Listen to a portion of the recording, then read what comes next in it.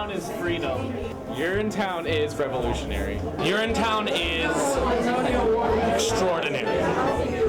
Urinetown is metaphysical. Urinetown is an experience. It is this futuristic dystopian society which has suffered a 20-year drought, and so there is no water. And one of the side effects is private toilets are unthinkable because you can't afford to have all that water in everybody's homes. So there is an evil corporation called the Urine Good Company, which charges everyone a fee to pee every time that they have to do their private business. Yeah, I think it's been, especially with this show, in terms of it's not really a realistic necessarily plot line. It's difficult to keep the characters grounded and to make them, you have to make them realistic as opposed to the show that's not necessarily as realistic. The students have been working really, really hard. We've done, 10, 11, 12 weeks work in 7 weeks. It's one of the biggest productions we've done in the time that I've been here.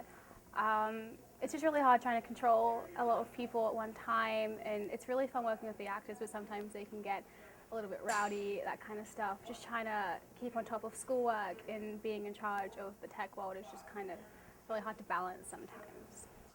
Moodie, who's our stage manager, has to call over 200 lighting cues. And she has to call all of the sound effects cues, and she has to call the actors to the stage. And she really is the person who drives this entire amazing machine that we get to watch. I think my biggest fear is missing a ton of cues and then messing up the show or forgetting to do something that's really important, or just like the little menial things that mean a lot to the show. It has compressed everything and made us work more intensely, but I think the kids have responded really well to the challenge. I think that this show is as polished as our other productions have been, despite the fact that we've had to work with less time. It's stretched me, especially vocally. It's a higher range. I have to sing higher in the show than I've ever had to sing before.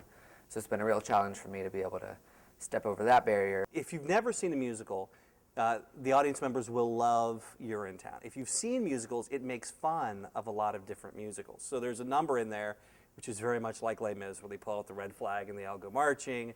There's a scene that parodies West Side Story where they're all doing the snap dances and the crazy lighting and all those things as well. So if you're a fan of musicals, there's a whole nother level of enjoyment you'll get from the show.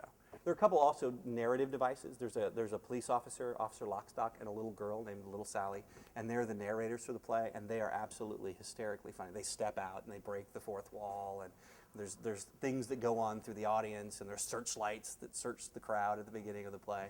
And so that is certainly unique to Urinetown in this production. Well, this musical it's newer than West Side. It hasn't been around for as long. The music is very challenging, a little bit more challenging than West Side, I think.